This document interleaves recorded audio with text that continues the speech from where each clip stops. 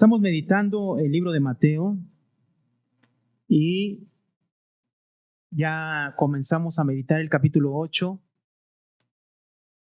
Están todas las predicaciones, hermano, en Facebook, en YouTube también, por si usted quiere ver de qué hemos estado hablando. Le invitamos a que siga meditando la palabra del Señor diariamente y, bueno, estamos compartiendo acerca de lo que estamos viendo en la meditación cuando meditamos toda la semana. Y es interesante llegar al capítulo 8 y 9 del libro de Mateo. Mateo es un libro muy bien estructurado, donde encontramos, después del Sermón del Monte, que son capítulos 5, 6 y 7, encontramos cómo Mateo concentra en dos capítulos. No lo podemos decir así, ¿no? Como tal, porque al principio sabemos todos que fueron escritos estos escritos, fueron escritos sin versículos ni capítulos, ¿no? Entonces, en esta sección que vamos a ver del capítulo 8 y 9, concentra Mateo 10 milagros. Es una concentración, tiene toda la intención Mateo de dar a mostrar algo a través de estos dos capítulos, capítulo 8 y capítulo 9, donde se concentra, hermanos, vuelvo a insistir, 10 milagros.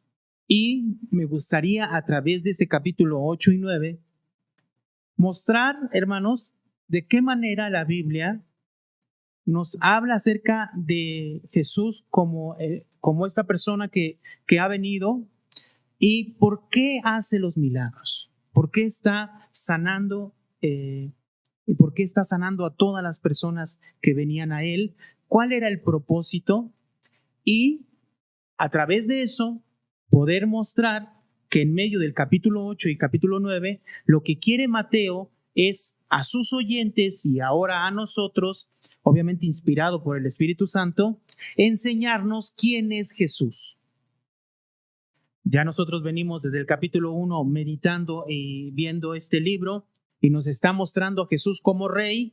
Nos ha dicho que se ha acercado el reino de los cielos a través de Jesús mismo. Jesús estaba predicando el evangelio del reino, pero a través de este capítulo 8 y capítulo 9, lo que está haciendo Mateo es mostrarnos quién es Jesús. Y a través de quién es Jesús, obviamente entendemos qué es lo que vino a hacer a este mundo. ¿Sí? Muy bien.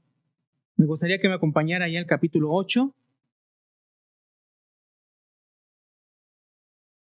Capítulo 8, en el verso 14, dice así. Vino Jesús a casa de Pedro y vio a la suegra de éste postrada en cama con fiebre. Y tocó su mano y la fiebre la dejó. Y ella se levantó y les servía.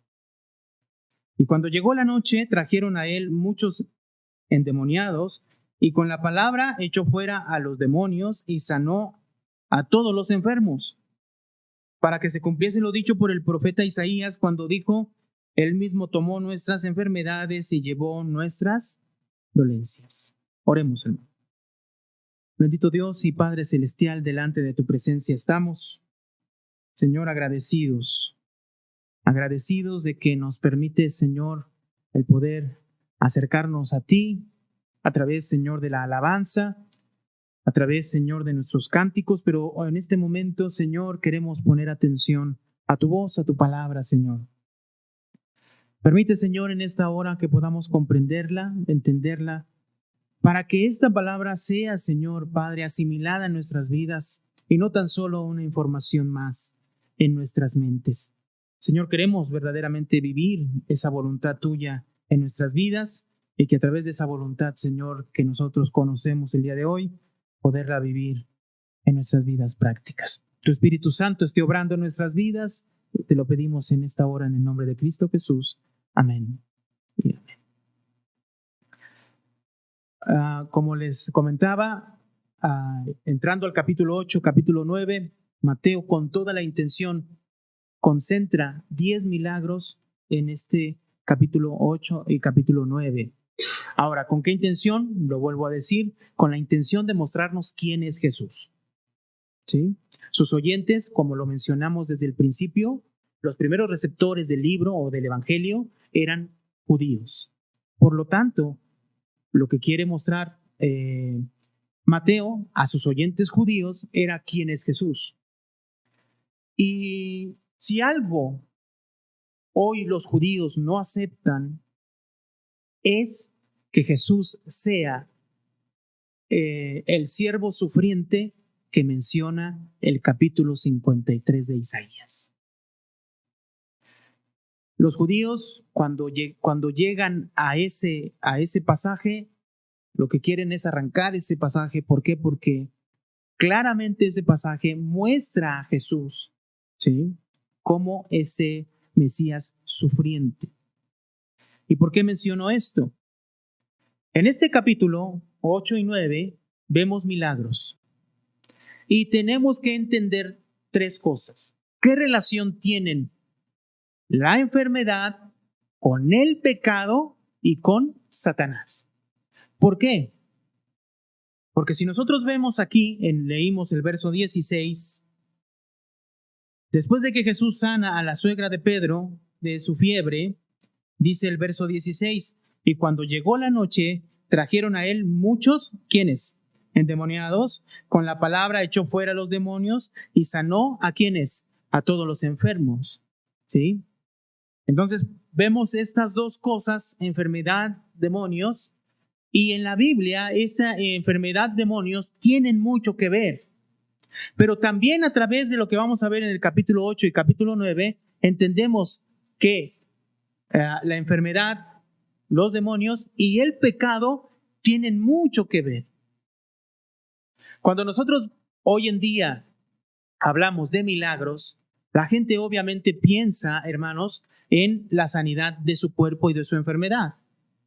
Hoy no quiero decir para nada que Dios no puede sanarnos de alguna enfermedad. Si Dios lo quiere, lo va a hacer, lo puede hacer sin ningún problema, ¿sí? Pero cuando nosotros vemos la palabra de Dios y vemos los milagros que Jesús hizo, siempre Jesús hizo milagros para mostrar algo. Algo quería mostrar, algo quería decir. No era un milagrero que bajó del cielo. ¿Para qué? Para que cualquier persona en cualquier lugar, a la hora que él quiera, ore a Dios y entonces Jesús lo pueda sanar o Dios lo pueda sanar. No. Si nosotros comenzamos desde el capítulo 8, verso 1, vemos, hermanos, primeramente una de las sanidades que hizo Jesús. ¿Cuál fue? Dice el verso 1, cuando descendió Jesús del monte, le seguía mucha gente, y aquí vino un leproso y se postró ante él, diciendo, Señor, si quieres puedes limpiarme. ¿Quién se acercó? Un leproso. Si nosotros vamos al verso 5, dice, entrando Jesús en Capernaum, vino a él un centurión, rogándole y diciéndole, Señor, mi criado está postrado en casa, paralítico, gravemente atormentado. Y Jesús le dijo, yo iré y le sanaré. ¿Quién se acerca? Un centurión pidiéndole a Jesús por su siervo que estaba atormentado, paralítico. Y si nosotros vamos al verso 14, ¿qué vemos? Vino Jesús a casa de Pedro y vio a la suegra de este postrada en cama con fiebre y tocó su mano y la fiebre le dejó y ella se levantó y les servía. ¿Qué relación tienen estas tres historias? Estas tres historias tienen la peculiaridad de mostrarnos a tres grupos de personas dentro del ambiente judío y cultura judía que eran despreciados por los demás. Hermanos, es obvio, ¿no? Un leproso para los judíos, esa era una persona que vivía fuera del campamento. No tenían que vivir dentro del campamento. Así lo decía la ley. Era considerado una persona inmunda. Así como era considerado también un gentil.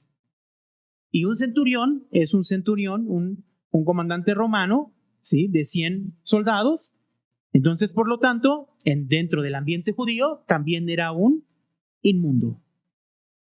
Y las mujeres, hermano, para los judíos, con tristeza, ¿no? Lo podemos decir, que eran consideradas como nada. Y hasta el día de hoy. Entonces, estos tres grupos de personas eran los despreciados por la cultura judía. Estas tres personas vienen a Jesús y son sanadas. En el caso del centurión, su siervo fue sanado. En el caso de la suegra de Pedro, fue sanada. Y en el caso de este hombre leproso, fue sanado. Ahora, ¿por qué?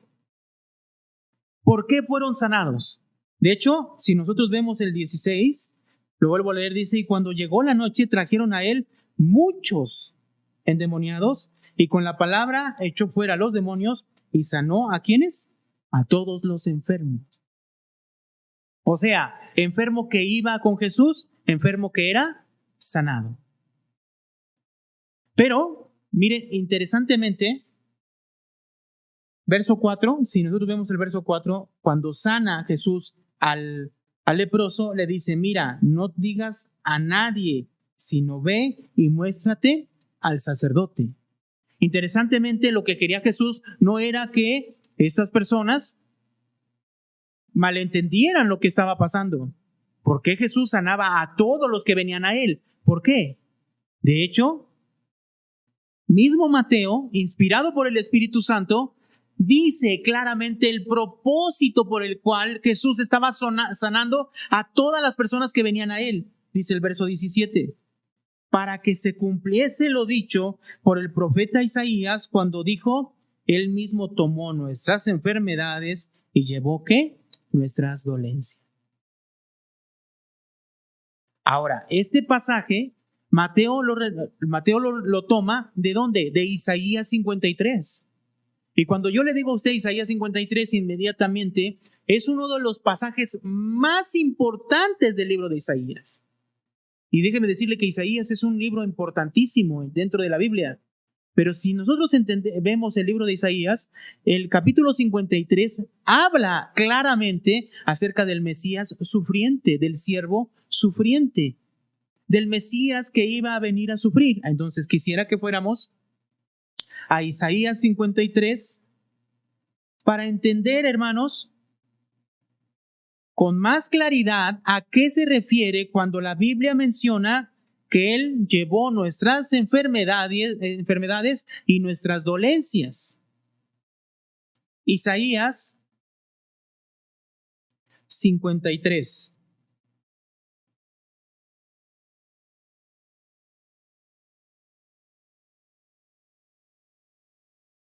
Dice el verso 1, ¿quién ha creído en nuestro anuncio? ¿Y sobre quién se ha manifestado el brazo de Jehová?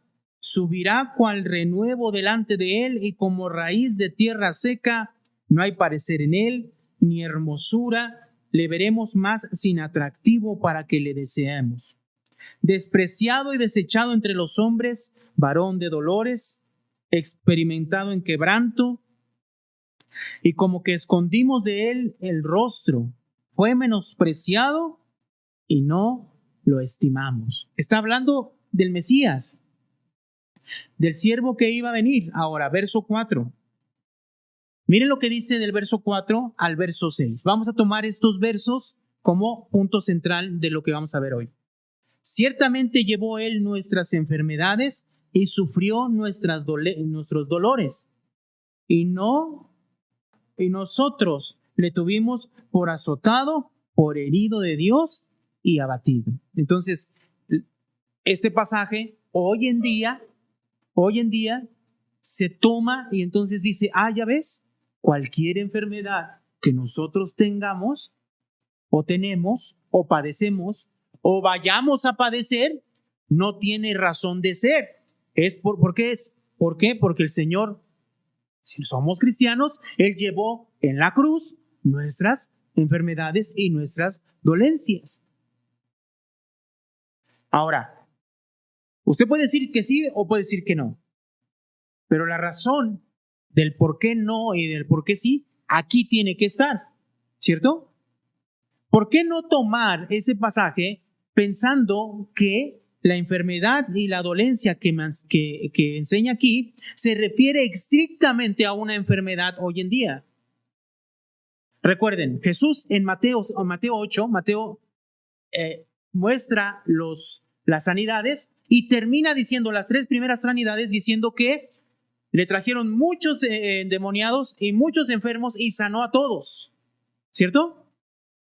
Pero por una razón, para cumplir lo que menciona este verso 4 de Isaías.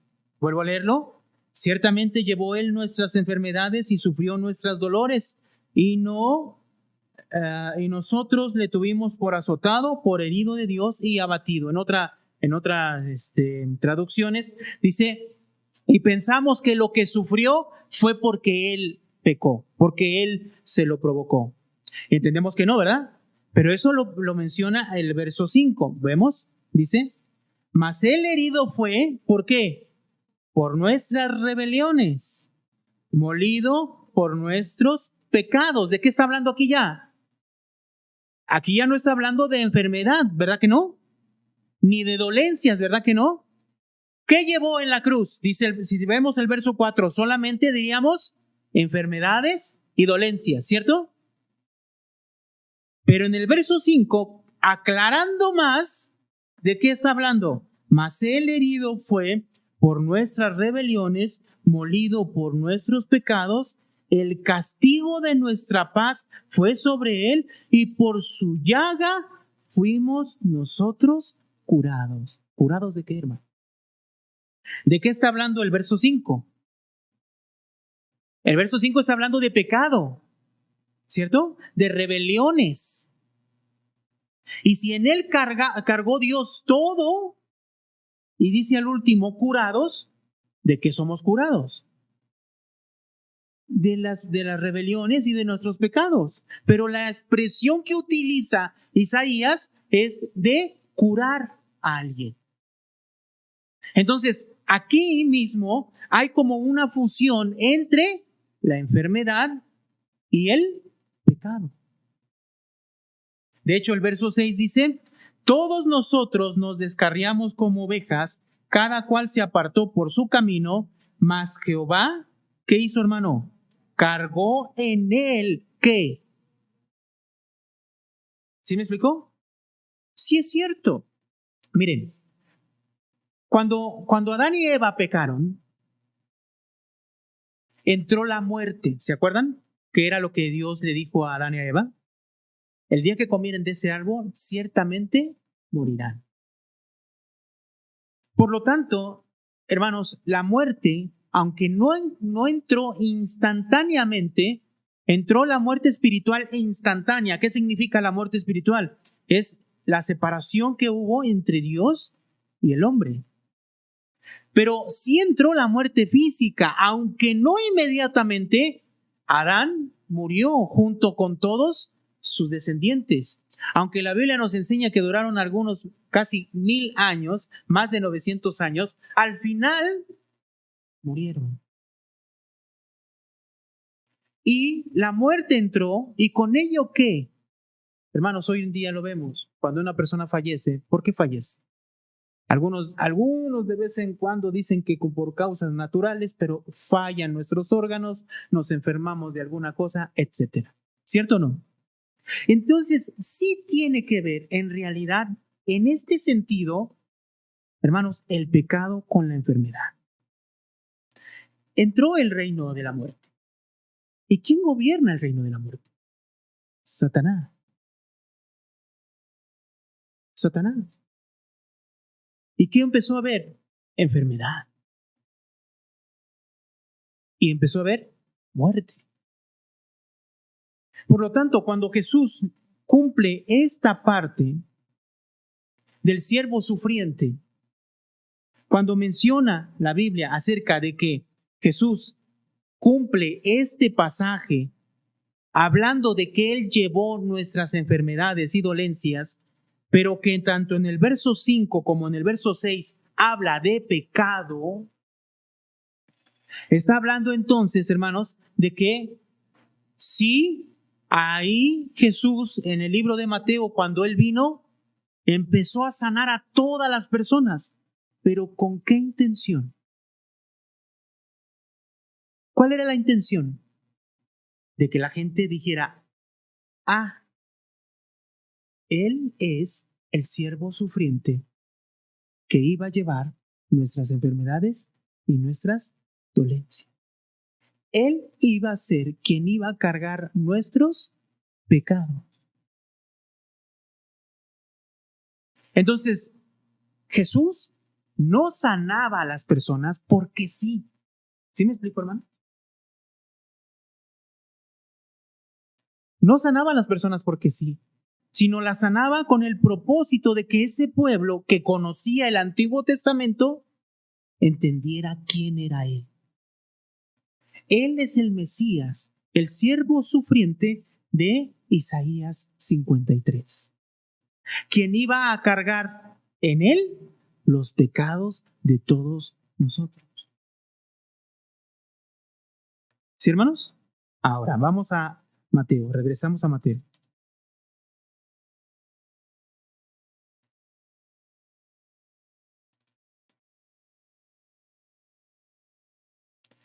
De hecho, en el capítulo 9, verso 1, hay una historia y une Jesús mismo esta situación en relación a qué? La enfermedad con el pecado. Miren, verso 9 dice, entonces, entrando Jesús en la barca, pasó al otro lado y vino a su ciudad. Y sucedió que le trajeron un paralítico tendido sobre una cama, y al ver Jesús la fe de ellos, dijo al paralítico, miren lo que dijo Jesús. ¿Qué dijo, hermano? Ten ánimo, hijo, tus pecados que te son perdonados. Hermanos, el pueblo judío relacionaba la enfermedad con el pecado. Por eso cuando Jesús sanaba a toda la gente, ¿qué entendían ellos? Hermanos, que él, sí, nada más que al pueblo le costó trabajo reconocer esto. Dice el verso 3, entonces algunos de los escribas decían dentro de sí, este blasfema, y conociendo Jesús los pensamientos de ellos, dijo, ¿por qué pensáis mal en vuestro corazón? Porque, ¿qué es más fácil decir, los pecados te son perdonados, o decir, levántate y anda? Pues para que sepáis que el Hijo del Hombre tiene potestad en la tierra, ¿para qué, hermano? Para perdonar pecados, dice entonces al paralítico, levántate, toma tu cama y vete a tu casa. Verso 7, entonces él se levantó y ¿qué hizo? Y se fue a su casa. Hermanos, ¿qué es lo que vemos aquí? La obra de Jesús, hermano, él sanó a las personas, sí es cierto. Pero eso era indicaba, señalaba quién era él. ¿Sí me explico, hermanos?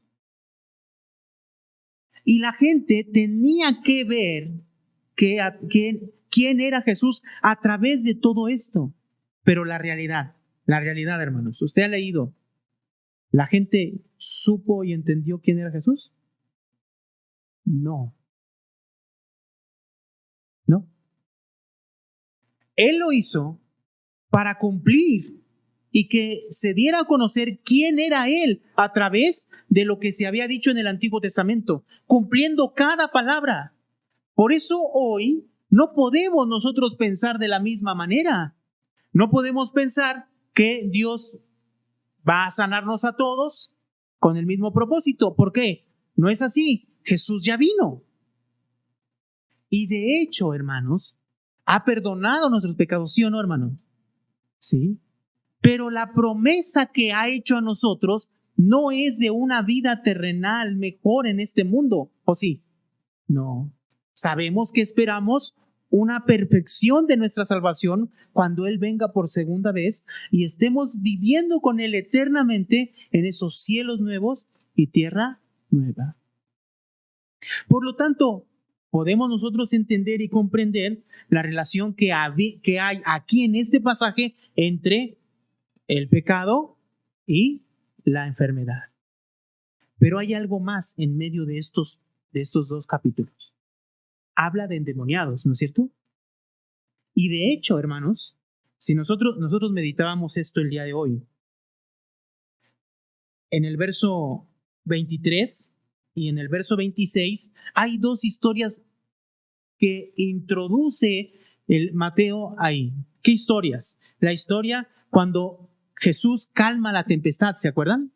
Sí, van en la barca, dice el verso 23, y entrando en la barca sus discípulos le siguieron, y he aquí que se levantó en el mar una tempestad tan grande que las olas cubrían la barca, pero él dormía. Hermanos, esta tempestad sí era grande en serio, porque para que los discípulos que eran pescadores estuvieran desesperados, quiere decir que era algo que nunca en su vida habían visto y experimentado. Entonces dice el verso 26, verso 25, perdón, y vinieron sus discípulos y le despertaron diciendo, Señor, sálvanos, que perecemos. Y les dijo, ¿por qué teméis, hombres de poca fe? Entonces levantándose, miren lo que hizo. ¿Qué hizo, hermano? Reprendió a los vientos y al mar y se hizo grande bonanza. Es interesante que Mateo introduzca estas historias también aquí. ¿Por qué? Porque después de esta historia, donde reprende la tempestad y la tempestad se calma estando ellos en el mar, en el verso 26 se encuentra con la historia de los endemoniados gadarenos. Dice, cuando llegó a la otra orilla, a la tierra de los gadarenos, vinieron a su encuentro 2 endemoniados que salían de los sepulcros, feroces en gran manera, tanto que nadie podía pasar por aquel camino. Y clamaron diciendo, ¿qué tienes con nosotros, Jesús, Hijo de Dios? ¿Has venido acá para atormentarnos antes de tiempo?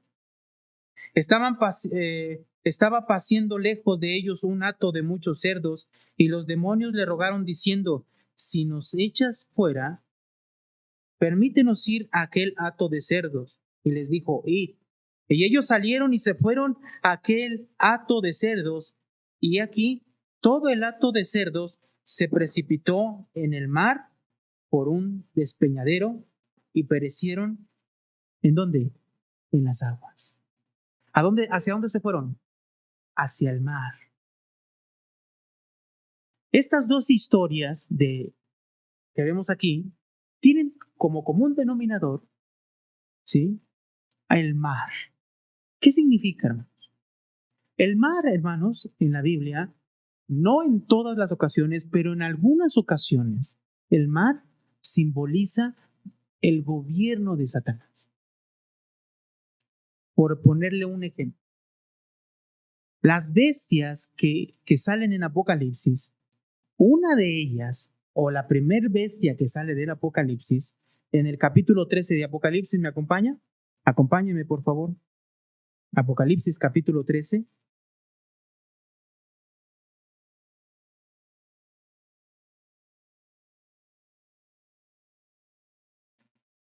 En el capítulo 13, verso 1 dice, me paré sobre la arena del mar y vi subir del mar una bestia que tenía 7 cabezas y 10 cuernos, y en sus cuernos 10 diademas, y sobre su cabeza un nombre blasfemo. Es interesante, fíjense, vuelvo a insistir, no en todas las ocasiones, pero en algunas ocasiones, ¿sí?, el mar representa el poder de Satanás, el poder de las tinieblas. ¿Se acuerdan que cuando vemos Génesis capítulo 1, la Biblia habla de que Dios creó los cielos y la tierra? ¿Se acuerdan? ¿Y en qué condición se encontraba la tierra en el capítulo 1, verso 2? Desordenada, vacía y en tinieblas. ¿Se acuerdan? Y que el Espíritu de Dios se movía ¿sobre qué? Sobre las aguas. Ahora, en el capítulo 21 de Apocalipsis,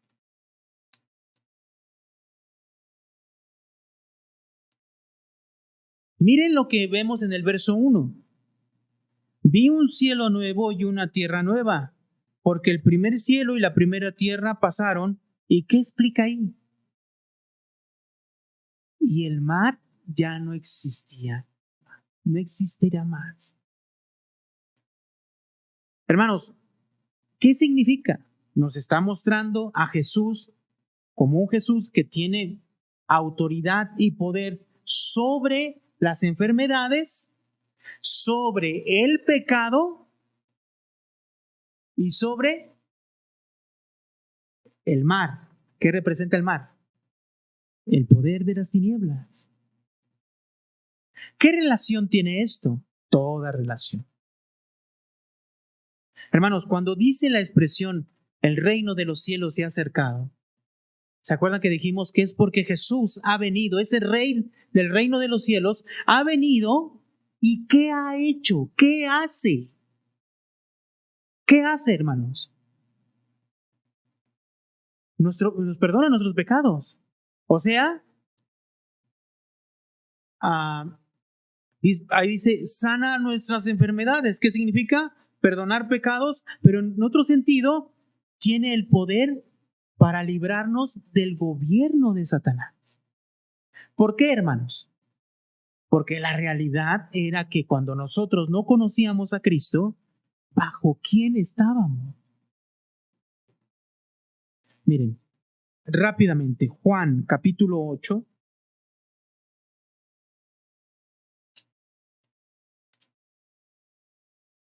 Juan capítulo 8.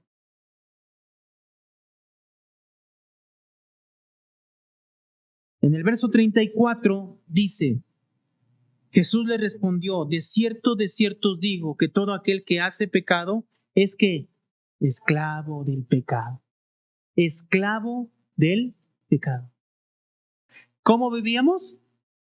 Éramos esclavos del pecado, ¿cierto? Entonces, sí tenemos que entender que es un esclavo. Hermanos, no es que hacíamos lo que nos parecía. No, es mentira. El pecado nos gobernaba. Y primera de Juan, capítulo 3, verso 8. Primera de Juan,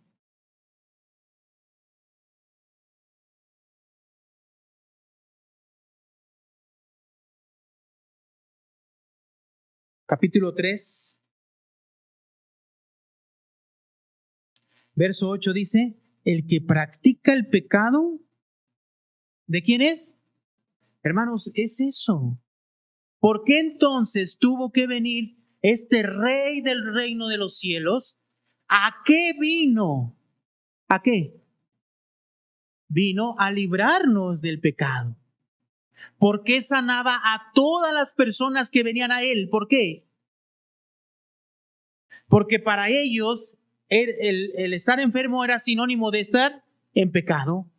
Y entonces, ¿qué tenía que hacer Jesús? Sanar a todos. Y eso era una señal visible de que él, ¿qué era? Dios quien perdona pecados. Los fariseos, ¿qué pensaron? Dijeron, este blasfema. ¿Quién puede perdonar pecados sino solo quién? Dios. Entonces Jesús, ¿qué está diciendo? Yo soy Dios, ¿quién perdonó pecado? Pero hay algo más, y con esto me gustaría terminar. En el capítulo 9 de Mateo,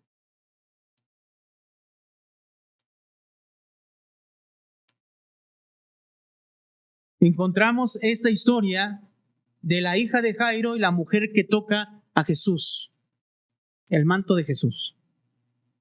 Dice el verso 18, capítulo 9, 18. Mientras él les decía estas cosas, vino un hombre principal y se postró ante él diciendo, mi hija acaba de morir, mas ven y pon tu mano sobre ella y ¿qué? Entonces aquí ya estamos hablando de resurrección de los muertos. ¿No es cierto? Con toda la intención, Mateo pone esta historia. Porque tenemos que entender qué ha pasado con nuestras vidas. El libro de Efesios nos dice que estábamos muertos en delitos y pecados, ¿no? Y Él nos ha dado vida. ¿Qué significa entonces que que Él nos ha perdonado nuestros pecados, significa que nos ha dado vida. Miren lo que menciona aquí en el verso 19. Y se levantó Jesús y le siguió con sus discípulos. Y aquí una mujer enferma de flujo de sangre desde hace 12 años se le acercó por detrás y tocó el borde de su manto, porque decía dentro de sí: si tocare solamente su manto, seré, ¿qué, hermano? Salva. ¿Por qué? Porque el pensamiento de ese momento, ¿cuál era? Estoy enferma. ¿Qué significa? Estoy en pecado. Entonces, cuando usted vea estos pasajes, hermanos, ¿Dios puede sanar a alguien de la enfermedad más terrible? Sí, claro que sí, Dios es Dios, creó todo esto. ¿Usted piensa que eso va a ser algo difícil? No. Pero la intención que vemos en la Biblia de los milagros de Jesús no es para que nosotros pensemos así, sino es para reconocer quién es Jesús. Esta persona, todas estas personas que vemos aquí, Dios las sanó, ¿sí o no, hermano? ¿Creemos en eso, sí o no? ¿Pero conoce alguna de estas personas hasta el día de hoy? Dígame dónde está para ir a la visita. Al final, ¿qué sucedió? Al final murieron. ¿Sí me explico, hermanos? El centro no está aquí en este mundo. Lo importante es qué es lo que sucedió con sus vidas, con los pecados que ellos tenían. Si fueron perdonados, ellos, juntamente con nosotros, gozarán de ese lugar donde está preparado, donde está Jesús sentado a la diestra del Padre. ¿Sí me explicó? Entonces aquí, en el verso 22, dice: pero Jesús, volteándose y mirándola, dijo: ten ánimo, hija, tu fe, ¿qué? Te ha salvado. Y la mujer fue salva desde aquella hora. Al entrar Jesús en la casa del principal, viendo a los que tocaban flauta y a la gente que hacía alboroto, les dijo: apartaos, porque la niña no está muerta, sino duerme. Y se burlaban de él, pero cuando la gente había sido echada afuera, entró y tomó la mano de la niña, y ella, ¿qué, hermano? Se levantó, y se difundió la fama de esto por toda aquella razón. ¿Qué significa esto? ¿Qué tenemos que entender a través de todas estas historias? Jesús ha venido a sanarnos, ¿sí? Sí, hermanos. Sí, lo ha hecho perdonando nuestros pecados. Eso fue lo que Él llevó. Y miren, la promesa, hermanos, no está aquí hecha. Miren, si Dios le permite ser sanado de alguna enfermedad aquí, qué bueno, qué bueno. Bueno fuera, como lo vimos la vez anterior, ¿no? Como Ezequías, ¿no?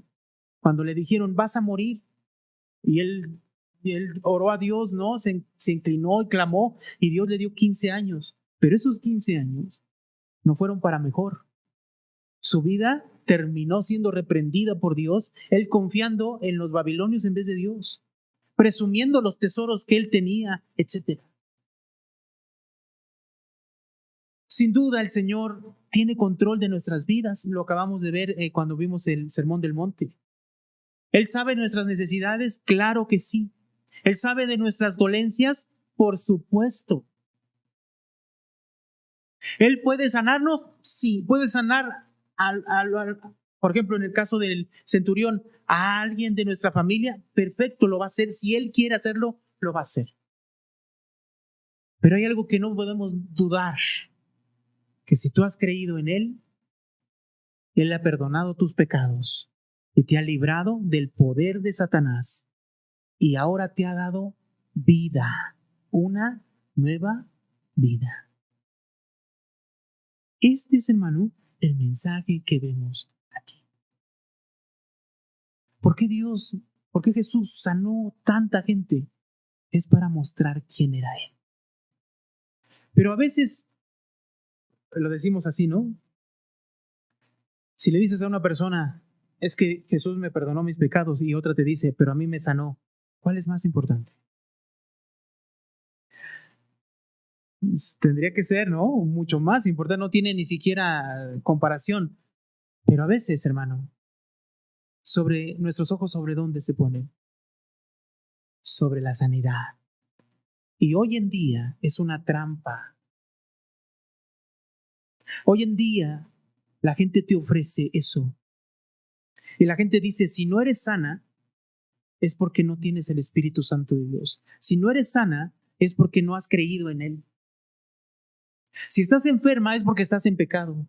O estás endemoniada y Satanás está gobernando tu vida. Así la gente piensa hoy en día. Los cristianos, algunos cristianos, no generalizo. Pero nosotros tenemos que entender, hermano, la obra que Jesús vino a hacer en nosotros. Trasciende más allá que este mundo.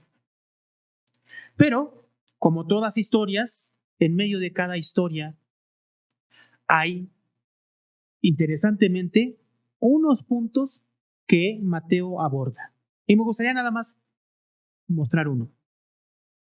En el capítulo 8, después de que muestra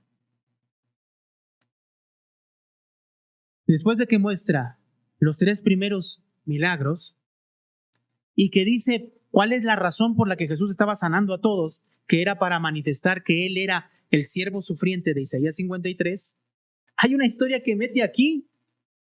¿Por qué? Es interesante saber por qué está aquí. En el verso 18 dice así: viniendo Jesús rodeado de mucha gente, mandó pasar al otro lado. Y vino un escriba y le dijo: Maestro, te seguiré donde quiera que vayas. Jesús le dijo: Las zorras tienen guarida y las aves de los cielos nidos, mas el Hijo del Hombre no tiene dónde recostar su cabeza. ¿Qué significa esto? En este mundo no hay lugar para Jesús. El mundo le rechazó, hermano. Dice el 21. Otro de sus discípulos le dijo: Señor, permíteme que vaya primero y entierre a mi padre. Jesús les dijo: Sígueme, deja que los muertos que entierren a sus muertos. Qué interesante, ¿no? Esta historia que está aquí. Personas que quieren seguir a Cristo y que quieren seguir a Jesús, pero tienen que entender que en este mundo no hay cabida, hermano. Y que somos personas vivas. ¿Entre quién? Entre muertos. Así nos debemos de ver. No somos mejores. Claro que no. Pero la Biblia nos enseña que la obra de Cristo en nosotros nos ha dado nueva vida. Somos vivos entre los muertos. El perdón que hemos recibido, hermanos, nos hace ser personas distintas. Y si somos personas distintas por la obra de Cristo en nuestras vidas, hermano, obviamente no cabemos en este mundo. No hay lugar en este mundo. Por eso la Biblia nos enseña que nuestro destino es donde está Jesús a la diestra del Padre. Eso debe de reflejar en nuestras vidas, hermanos. No nada más en momentos, sino en toda nuestra vida, en todo lo que hagamos.